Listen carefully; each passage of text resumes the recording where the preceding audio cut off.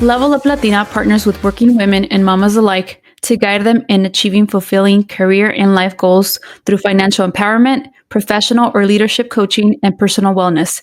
Find the unique coaching you need to succeed. You're listening to Vero, Ceci, and Irene, and we are Level Up Latina. Bienvenidas to whatever episode this is of the Level Up Latina Podcast. No seas tóxica. This is episode 327, and today we are talking about family conflicts and how to handle family conflict and communication. And today we're going to do a little case study in family conflict, and it's going to be hypothetical, but if our family listens to it and thinks, girl, I know exactly who you're talking about, well, then it's not hypothetical for you.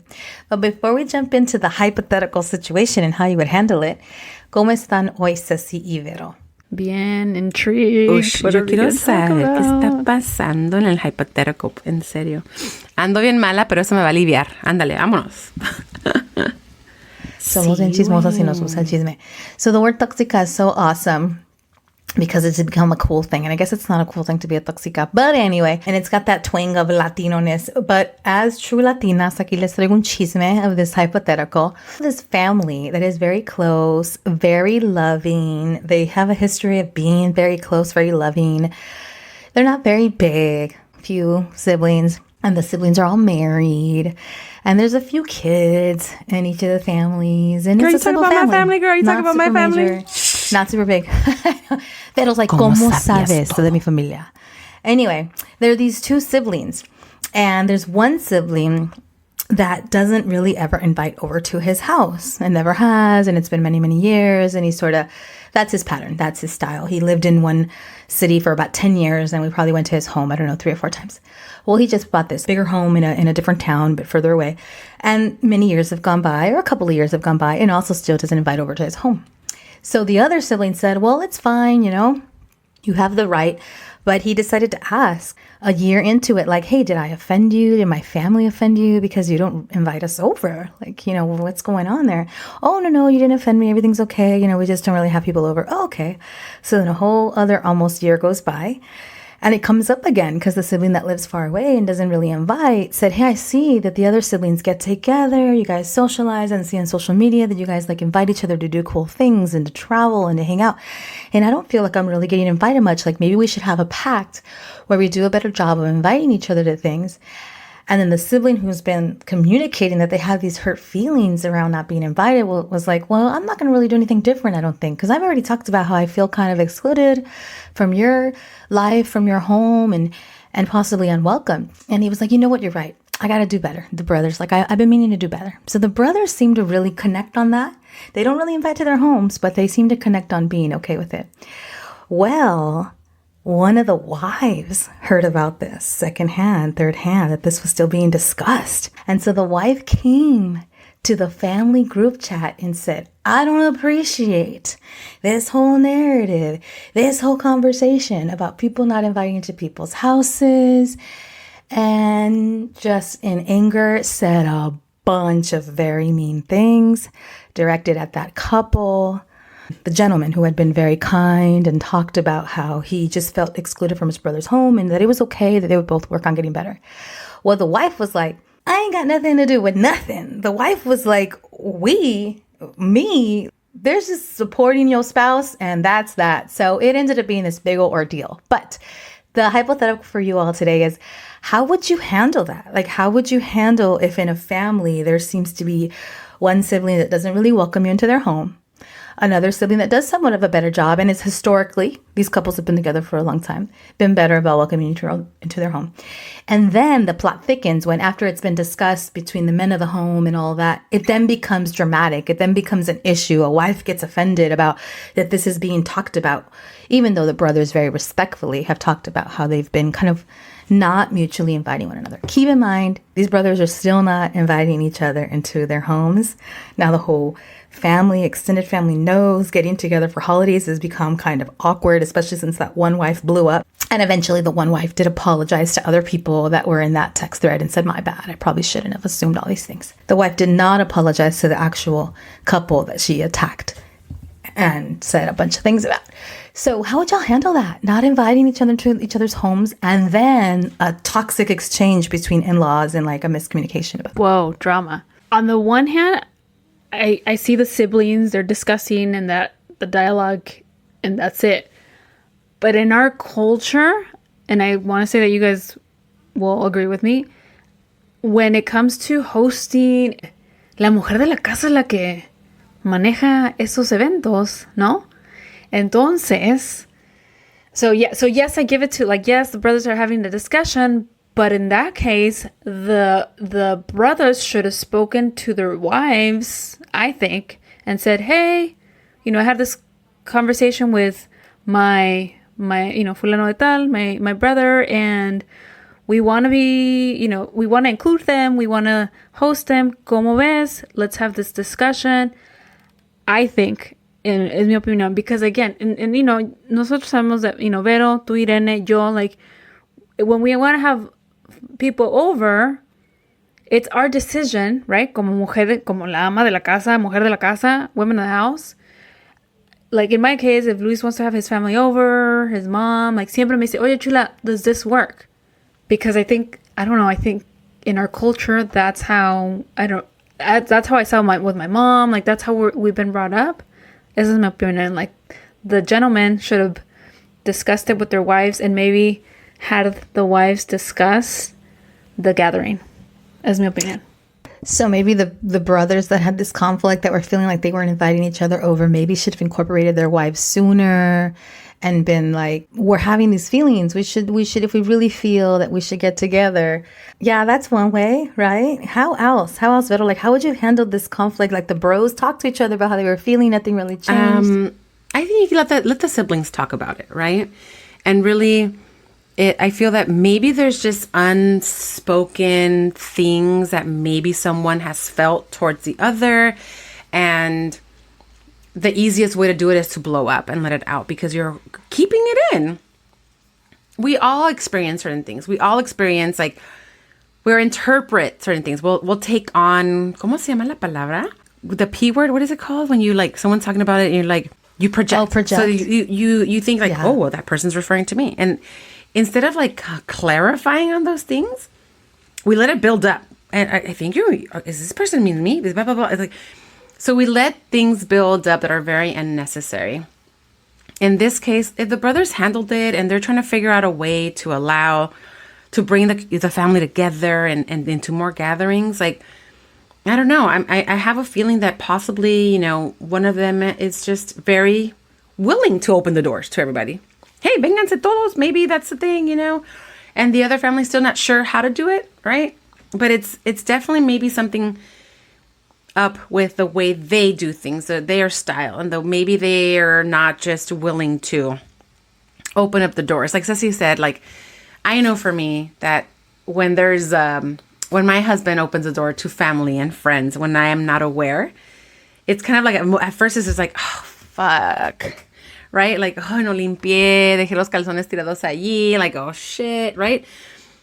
But then I'm like, you know what? It's family. It's friends. Like, it's what they know me. We know them. Big deal. Life isn't perfect. Our house isn't perfect all the time. There's going to be dust bunnies. We're trying to catch a rat. So you guys might see a little rat trap. It's fine. Like, se metió una mouse from the last gathering because we left the door open too long. You have all these things like in our head, right? Like, my house isn't perfect, but your house doesn't have to be. And the thing is that a house is a house. Do you make it a home? Do you make it a welcoming home? And I feel that at the end of the day, that's what it is. So for me, it was like, at the end of the day, they're not coming to visit my house. They're coming to spend time with people that they like and appreciate. So, and want to spend time with. So, F the house. Thank you, house, for being there, right? Because you have a roof over our head. But maybe it's just, that let it go. If you're okay opening your doors, open your doors. And if you're not, just be like, hey, I don't like to have people over. I'd rather join you guys at your place. Fudge it, Yeah, it could be very innocent. It can also just be a matter of communicating. I know that when the situation first occurred, the gentleman who was told, hey, you haven't been inviting me over. Did I offend you? Is everything okay? Did my wife or I do something to offend you? He said, no, we just keep wanting to get our home ready. It's been almost a year, but it's not quite there. We don't really invite anyone.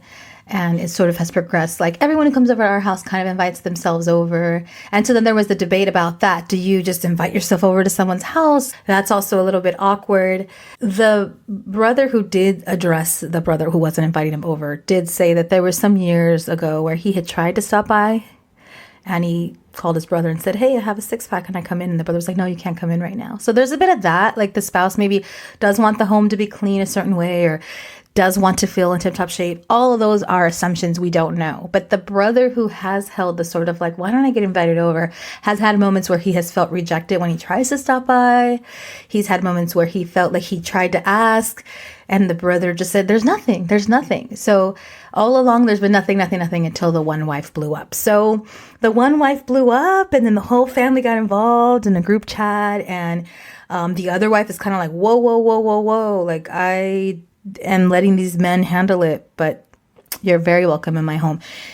It's so interesting because even husband and wives are taking it or seeing it differently and probably not the source of drama. But that's one hypothetical. The other hypothetical, continuing with the situation, is how do you deal with the extended family being impacted by that? Because this is all being managed in like a family text, and now at family gatherings, there's an awkwardness. Like, how have you all handled, like, if there's toxic energy or miscommunication? Because this was about handling family conflict. First, we gave you the scenario, and you talked about the scenario, right? Your feedback. What do you do now? Like, if the family is still in this conflict, how do you proceed? Because the family still comes together. Other family members know about it. It's awkward. It's clearly awkward when there has been family tension. What's your best advice to handling family tension if you're just another brother, another sister? Head to what head. do you do? Head to head. I'm sorry. I'm sorry. The good old pew, pew, pew, gunslinging, old Wild Wild West. No, you just have to like be like, look, other wife, let's go talk about this. You and I clearly need some clarifying and communicating here because something along the way got lost in the way you probably understood something and all of that. So it's really going old school and be like, can we just meet up somewhere that's neutral and let's talk about this? Because I don't know where this is coming from. Because sometimes we don't know. And then you'll be like, that's where it's coming from? What? You know? They're being like Vero. Oh my God, Irene, I can't believe that this, I just had to tell you. And it's like, what? Like you waited that long? I'm not going to hold back and tell you some shit. Why are you waiting so long? I don't know. It's something like that, and it could be just something where it's like, should I say something? Should I not say something? But one of these two wives has to just be like, hey, not even the bigger person, but more like, yo, we should talk some stuff out because I really like you. And at the end of the day, we're family and let's go. Let's go. I agree. Pick up the phone. Let's chat. Let's meet. Because ahora, yes, con la tecnología and texting and whatnot, like it gets lost in translation. The way someone reads something, the way you type something out, and it's like, well, I meant it this way, but they don't get it. So yes, maybe it's hard and it's like, like uncomfortable, but you're gonna feel worse when not to have the discussion, not to squash it out, and just having this, like, I don't know, it doesn't sit well. Like, just like, oh, sabes que this person's probably going to be at this reunion or this family gathering, and you still haven't discussed what happened, and it's it's weird. It's that. So yeah, I think it's no better way than to pick up the phone or, like Vero said, let's hash it out. Vamos a tomar un café y lo platicamos and put it out. Y café frío, porque si se vende el café no se quemen. Iced coffee por si se arma el pleito. I agree. I think communication is key. What I do know about the couples, which I really appreciate, is there's been a lot of really good communication, in my opinion, from the couple that felt like, whoa, like this kind of got blown out of proportion and these are not our feelings and we would love to talk or whatever. The other family members who are involved, since all family was dragged into it, have all agreed that they think communication is king and everyone should connect and everyone should communicate. And there has been communication since the original sort of blow up of the family drama around, you didn't invite to my house, but you didn't invite to my house. And well, that initial blow up in this scenario has since had sidebar conversations and folks trying to converse about how to make it better and siblings trying to get involved. It is interesting because the parents don't know, the parents of all these kids. So that would be interesting if they caught wind. But I 100% agree with you all that I think it's important to have a conversation, not via text, to be in person, to hash it out, to maybe express feelings that you might have about why suddenly there's a tension that wasn't there before, and there's this inability to just be cool, even though people say they're cool. And no, it's just we haven't had you over, or no, nothing's wrong. I don't have any ill will, but things continue to be isolating. So that's one family conflict and a scenario to handle it. Now, how do you handle another conflict in a scenario of a family? So this is a separate one for you all. What about when there's divorce in a family and couples sort of fall apart? And so now you have, a person that's in your life as the parent to your nieces or nephews, but they're no longer like your compadre. They're no longer your brother-in-law, your sister-in-law. Like, should you stop following them on social media? Should you end that relationship? Like, how do you manage that whole idea that suddenly when families are not how they look and they change, what then? Does it create conflict? Should you not be following people on social media? I'm a kick Cuddy that. Fuck that. It's that's a hard one because tienes amor y aprecio to this person. For example, hypothetical in my family. Just kidding.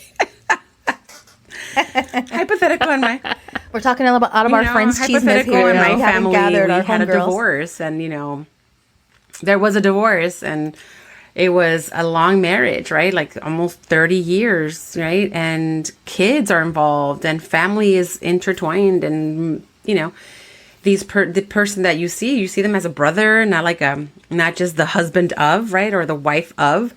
So to me, it was I feel it's really hard. It's challenging, but at the end of the day, you stick with family. You stick with family, and if that other person is not really, is that causing harm or some sort of like emotional imbalance and like no stability, and you got to do the right thing. You support the person that needs the most support, right? And they could both need it.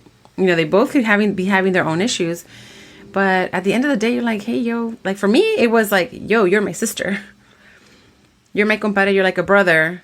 I love you. And for some reason, I want to not love you anymore. But it's going to take some time to not really care about you. But I'm going to support my sister because this is fucking trifling. This is hard. And you're a trifling ass fool. So whatever it is, I feel that you kind of weigh it out. If this person is definitely not bringing any good to this other person, bye. There's no need for you to be there. If you need to interact, be civil, right? Courteous if necessary, respectful, but there's no need to follow them on Instagram unless you're going to relate some messages to the other party, being like, yo, can you see his trifling ass? Look at what he's doing. Or what she's doing. You're a spy.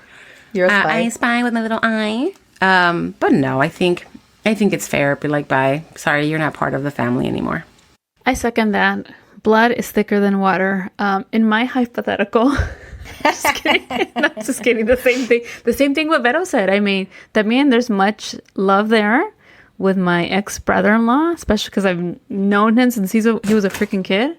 But obviously I'm going to side with my sister, and maybe it's wrong, maybe it's good, but yeah, like, no, the things that you find out, and it's like, well, yeah, yes, there is love there, but again, my sister has my support, and I don't follow them on social media anymore. It's just, I think I mean, I was for a period after the separation, but after a while I was like, I don't like what I'm seeing on the other side, so I stopped following. And I, I'm cordial if I do see him, just hello, but no como antes, no como antes, no, because I saw this person as like a little brother essentially, pero ya no es igual, and that's hard. Yeah, so interesting. We have a 3 for 3, right, on having some part of our family that now is no longer married into the family, but was, and there are kids there. Everyone has children, and there were long relationships for all of us, for the most part, several years. One way that I've navigated sort of that breakup, it's like, what is the partner that is my family, my real family of origin, the first family member feel? Do they want me to follow on social media? Do they not want me to follow on social media? Do they have any feelings around that? And that was kind of the first ask, like, does this bother you? Should I be taking your cues? We joke in my family and we say, is this person dead to me? Are they supposed to be dead to me? Like, that's the joke in our family, right? And we don't want to be buttholes, but it's like, are they dead to me? But that's kind of the joke. It's like, oh, no, they don't have to be dead to you. It's all cool. But I'll let you know. Like, I'll let you know when that person's dead to you. So, you know, I come from such a big family too that I have a lot of nieces and nephews that are like brothers and sisters in relationships that have come and gone and run their course. And so we always make we put the question out there, like my literal right now, I kid you guys not, my husband was texting a family member of ours because he saw an ex where he's golfing and said, wait, is this guy dead to me? It's like, oh, no, he's cool. He's a sweetheart. You can keep talking to him. So I think communication is key. But I do think it's okay to unfollow. It's okay to end that relationship. It's okay to gracefully say goodbye. I had a friend for several years who I loved, who was my comadre, who was with my brother for many, many, many, many years.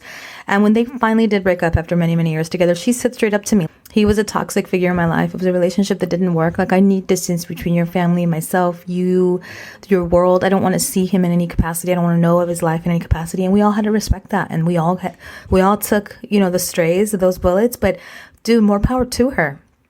More power to her to being like, anything related to his family is not for me anymore, because that relationship was not good for me. And we all kind of side with her. Family conflict, like sometimes you may even side with the in-law and they are a good person and they have their good reasons. But yeah, there's blood and there's that family bond that even when your family member is wrong, sometimes you got to make the call that you got to make. So we hope we were not too cryptic today. We're trying to respect some boundaries while also trying to keep it real and come to our audience with stuff that goes on in families. And hopefully you could follow the couple of little trickles of stories that we shared around, you know, family conflict and managing it. Tell us your opinion. Put it in the comments on Instagram or Facebook. Send us an email. Tell us your stories. If you have a better chisme, which you probably do, since we were thinking of our chismes on the fly, but if you have a better chisme that you want to decompress here with us, and you want us to debrief, please send us a DMs about your chismes. And since we don't know you, no vamos a echar a nadie, right? Sí. ¿Cómo se dice? Echarlos de... No, echarlos al fuego? No, I don't know. No, there's another thing, huh? There's a saying. Throw them under the bus, basically. Yeah, we're not going to throw them under the bus. We're Don't have our sayings, right? I'll micro boost. Yeah, we're not going to put anyone out there. But if you have a salacious story about an affair, for instance, we'd love to put that on here. If you're struggling with that or seeing that in your life, if you have a salacious story about, you know, parents that are immigrant parents and their first gen kids just trying to get that independence, live their life and the conflict there. We want to hear everything. If you have stories about, you know, being on the down low and how do you come out to your family, we want to hear, because we want to give you our best advice, because these hypotheticals we want to continue to share with our audience this year. Give us your chisme, and we at Level Up Latina will likely do a better job at giving you our unsolicited advice when we can't accidentally say the person we know's name out loud, and their address and their phone number and their handle. And their social security number. Eso sí, ¿verdad? So los queremos mucho. Thanks for listening. All is love. All is family. My 2 cents on both of the matters is communicate, because communication will save it all. And be a good person. Be a good person. How would you want people to treat you? Give them that same courtesy and that same respect. Word, girl. So with that being said...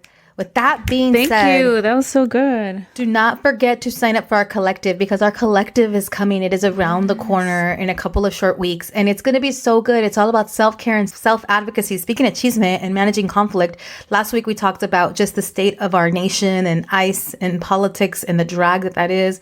Well, right now it feels like in this season, for this reason, we need to come together as a joint group coaching collective to talk about how to give ourselves love, give those that we love, and to advocate for our community and all love, all things unity, standing up, having our voice and our values be heard. So we're going to have a wonderful collective, more on the website. So make sure to check it out at leveluplatina.com.